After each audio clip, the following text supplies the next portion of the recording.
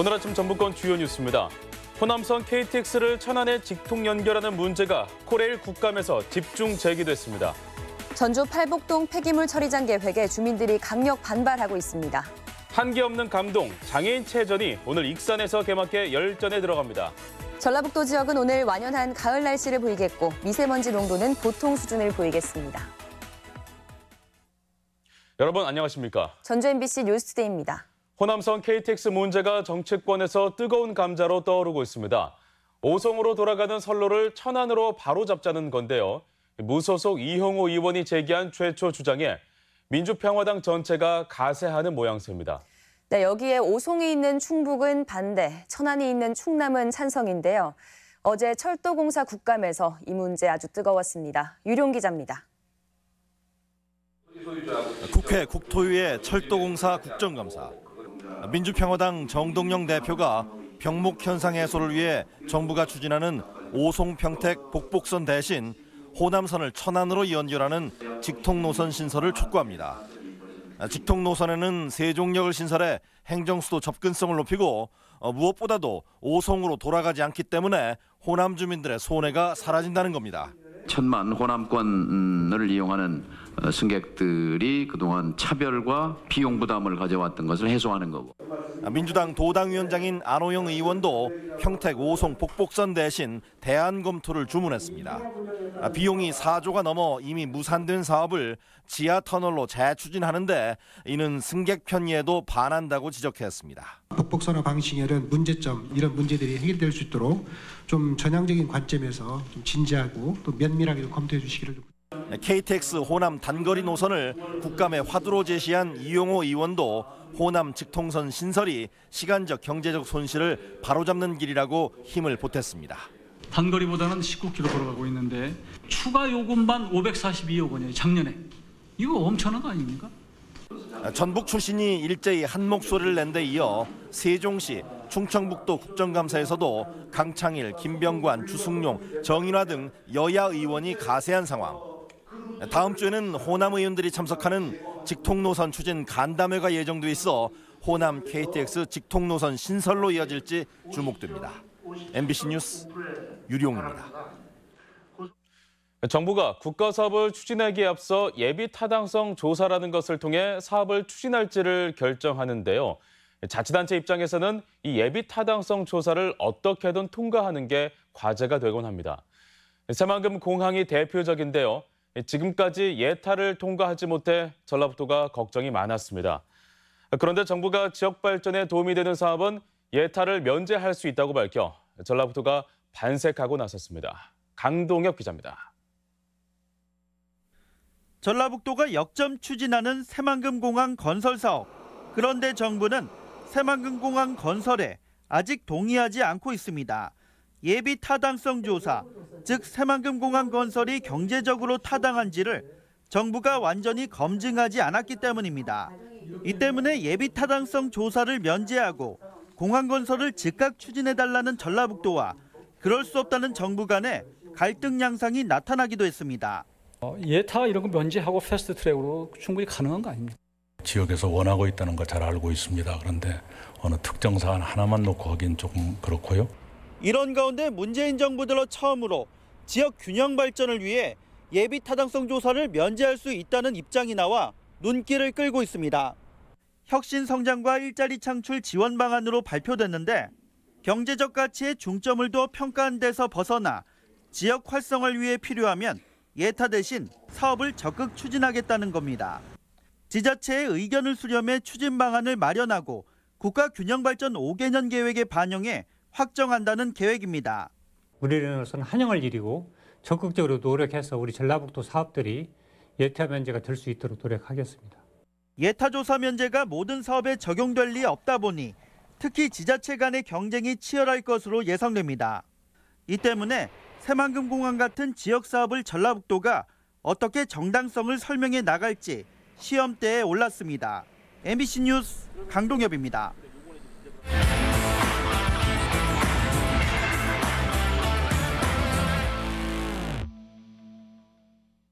시청자들의 목소리를 생생하게 듣고 전하는 시청자 속으로 시간. 오늘은 전주 팔복동에 추진되는 폐기물 발전소와 관련해 인근 주민들의 목소리를 들어봤습니다.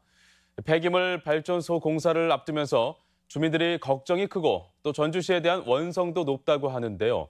박연선 기자가 현장 취재했습니다.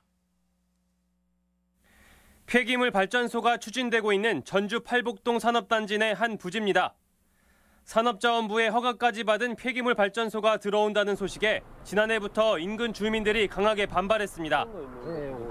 주민 반발에 전주시가 공사 중지 명령을 내렸지만 업체는 행정심판 소송을 통해 승소했고 공사 재개를 눈앞에 두고 있습니다.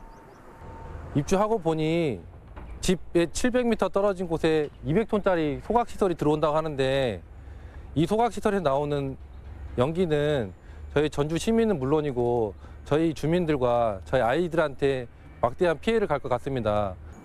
계획대로 시설이 완공되면 하루 280톤의 쓰레기가 소각될 것으로 예상되는 상황.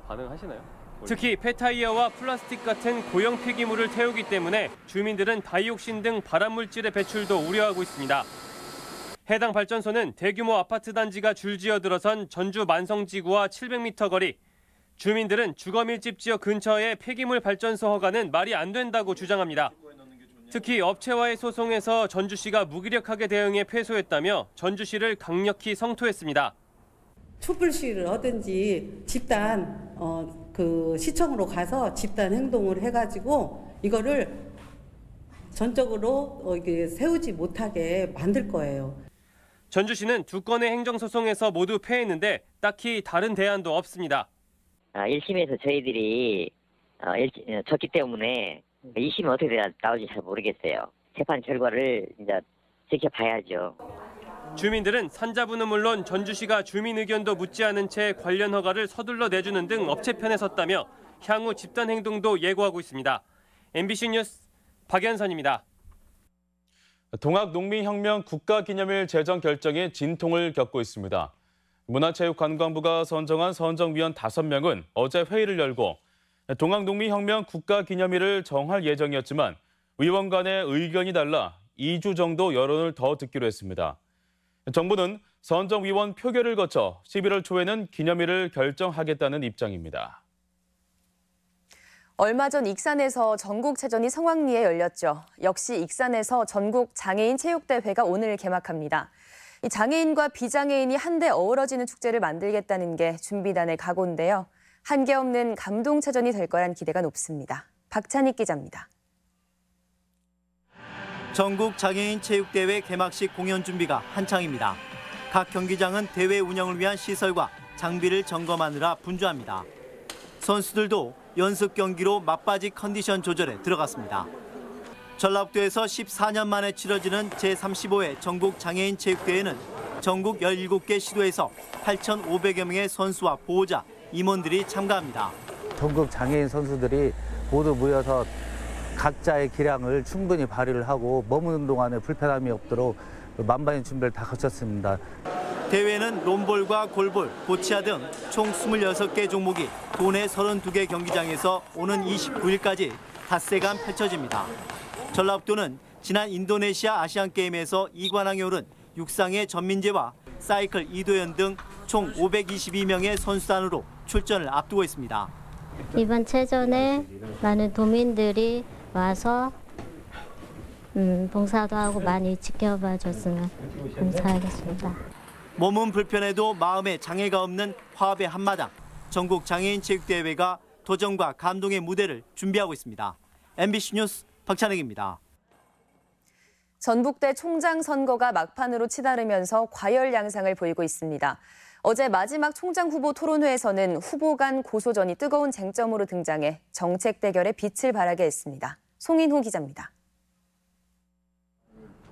이남호 후보가 다른 후보자 6명을 경찰에 고소했습니다. 경찰 내사를 받고 있다는 허위 사실을 공공연하게 유포시키고 있어 어쩔 수 없는 선택이었다고 밝혔습니다. 후보자 상호 토론에서는 이남호 후보의 고소건과 재선 도전에 대한 비판이 집중됐습니다. 후보 간 정책에 대한 차별성은 그리 크지 않았습니다. 학교의 주요 사항을 결정하는 대학평의회는 법적 의무 기구가 됐지만 교원이 50%를 넘을 수 없도록 규정된 점을 비판하며 대부분 교수의 권한을 제한해서는 안 된다는 입장을 보였습니다. 학생들을 상대평가하는 제도에 대해서는 자율평가제 또는 선택평가제를 도입할 것을 주장하며 사실상 폐지를 공약했습니다. 대학 본부에 대한 보직자 수를 어떻게 하겠느냐는 질문에는 이남호 후보만 적어도 현행 수준이 필요하다고 답했을 뿐 나머지는 모두 대폭 줄이겠다고 대답했습니다. 이 밖에 신임 교수 채용 방식에 대해서도 특채를 없애고 채용 권한을 학과로 넘기겠으며 조교에 대한 처우 개선을 약속하기도 했습니다. 최종 토론회를 마친 총장 임용 후보자 추천위원회는 다음 주 월요일에 투표를 실시합니다. 지금까지 역대 전북대 총장 선거는 1차 투표로 당선자가 확정된 경우는 한 번도 없을 정도로 치열했습니다. 이번에도 3차 결선 투표까지 가면 후보 간 합종 연횡으로 이변이 연출될 가능성도 높아지고 있어서 그 결과가 주목되고 있습니다. MBC 뉴스 송인호입니다. 정읍 구절초 테마공원 교량 공사 비리를 수사하고 있는 경찰이 정읍 시의원 사무실을 압수수색했습니다. 전북경찰청 진흥수사대는 지난 23일 밤 11시쯤 정읍시의회 박모 의원의 사무실과 자택을 압수수색해 컴퓨터 하드디스크와 휴대전화, 관련 서류 등을 확보했습니다. 박 의원은 교량 공사업체 선정 과정에 개입하고 금품을 수수한 혐의를 받고 있으며 경찰은 박 의원을 불러 조사하는 방안을 검토 중입니다. 전북대병원에서 감염 사고 발생이 많아 예방관리 대책이 요구됩니다. 국회 김연아 의원이 최근 3년간 병원 내 감염 사고 실태를 조사한 결과 전북대병원은 39건으로 전국 14개 국립대병원 가운데 5번째로 많았습니다. 주요 감염 사고는 혈류 감염 27건, 요로 감염 12건 등인데 2차 감염으로 이어질 수 있어 철저한 예방 관리가 요구됩니다.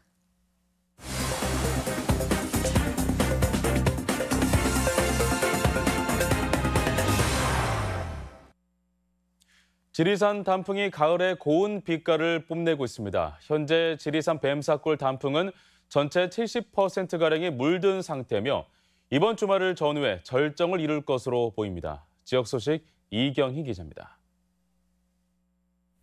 제41회 뱀사골 단풍축제가 오는 28일 남원 산내면에서 열립니다. 천년송 소원빌기와 단풍길 걷기 등 다양한 프로그램이 진행되고 지리산 지역에서 생산되는 농특산물도 저렴하게 구매할 수 있습니다. 지리산 뱀사골 단풍은 이번 주말을 전후로 절정을 맞아 11월 초순까지 이어질 전망입니다. 단풍이 너무 색깔이 곱고 올해는 더욱더 고운 것 같아요. 물소리도 아름답고 계곡도 너무 깨끗하고 너무 행복합니다. 가을 속으로, 국화 속으로를 테마로 오는 26일부터 다음 달 4일까지 열흘간 부안 가을의 국화 빛축제가 열립니다. 시민들이 가꾼 조형작과 분재 등 작품 12,000여 점이 선보이며 LED 조명을 설치해 야간에도 볼거리를 제공합니다. 완조군이 봉동에 있는 민간 아파트에 6번째 공립 어린이집을 개원해 운영에 들어갑니다. 민간 아파트에 개원하는 첫 사례로 44명이 영유아를 수용할 수 있는 보육실과 조리실, 교사실 등을 갖췄습니다. 내년에는 3례 2 주공아파트 내에 있는 어린이집이 공립 어린이집으로 리모델링에 개원합니다. 김제시 어린이 급식관리 지원센터가 쌀 중심 식습관 교육 전시회를 열어 눈길을 끌고 있습니다. 오늘까지 열리는 전시회는 쌀 생장 과정과 종류, 농기구로 알아보는 농사의 변화 등 아이들이 쌀에 대해 이해할 수 있는 체험 전시로 마련됐습니다. MBC 뉴스 이경입니다. 지난해 논란이 된 살충제 달걀의 유통을 차단하기 위해 달걀의 성분 검사가 강화됩니다. 전라북도는 달걀 수집 판매업자가 6개월에 한 차례 이상 푸피노닐과 비펜트린 등 금지 살충제 성분 검사를 의무적으로 하고 증명서를 판매처에 비치하도록 했습니다. 또 닭장과 사료통 등 축산의 잔류 살충제 성분을 제거할 수 있도록 농가당 600만 원을 지원합니다. 올 들어 불법 조업이 늘어난 것으로 나타났습니다. 전라북도가 지난 1월부터 9월간 서해 불법 어업을 단속한 결과 지난해 같은 기간보다 16건 많은 64건의 위반 사례를 적발했습니다. 단속 내용은 조업구역 위반이 35건으로 가장 많았고 어구적재 위반과 무허가 조업이 각각 17건과 10건으로 뒤를 이었습니다. 10대 의붓딸을 상습 성추행한 40대 남성이 징역형을 선고받았습니다. 전주지법은 성폭력 보험제 처벌 등에 관한 특례법 위반 혐의로 기소된 48살 A씨에게 징역 2년 6개월을 선고하고 성폭력 치료 프로그램 80시간 이수를 명령했습니다. A씨는 지난 2012년부터 2016년까지 자택에서 6차례에 걸쳐 의붓딸을 추행한 혐의로 기소됐습니다. 전북 금융타운을 조성할 민간 사업자 모집이 진행됩니다. 전라북도는 오는 31일부터 4개월간 전주 만성동 기금운용본부 인근 3만 3천 제곱킬로미터 부지에 금융센터와 회의, 숙박시설 등을 지을 사업자를 공모합니다. 사업 홍보를 위해 설명회가 다음 달 서울금융투자협회에서 열릴 예정이며 예정대로 민자 사업자가 결정되면 오는 2020년 조성 공사가 시작됩니다. 민선 7기 의제 발굴을 위한 전북 대도약 정책협의체가 출범했습니다. 정책협의체는 이형규 새만금 민가위원장과 김송일 행정부지사를 위원장으로 도의원과 학계, 민간 대표 등 25명이 위원으로 참여해 도청에서 출범식을 열고 전북 발전에 대한 토론으로 활동을 시작했습니다. 협의체는 동서내륙 경제 벨트와 인구 감소, 스마트 시범도시 구축 등 사회 기반 시설 구축과 인재 육성 등의 분과를 나눠 활동할 예정입니다. 다음은 우리 지역 행사와 문화 소식입니다.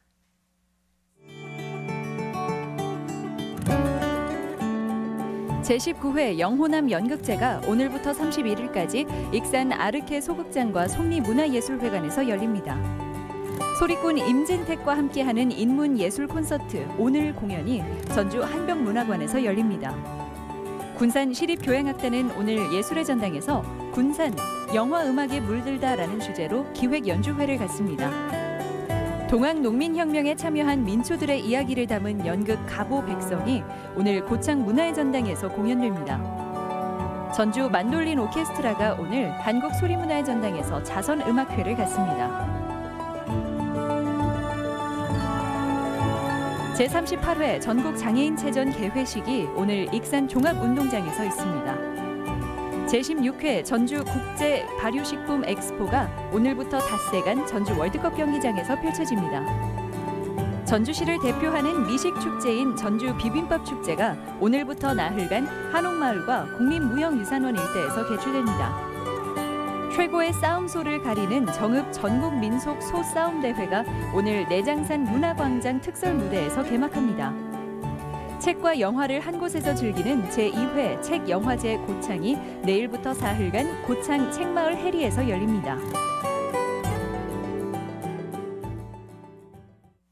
10월 25일 목요일 전북권 날씨입니다. 전라북도 지역은 오늘 대체로 맑은 가운데 완연한 가을 날씨를 보이겠습니다. 미세먼지와 초미세먼지 농도는 보통 수준을 기록하겠습니다.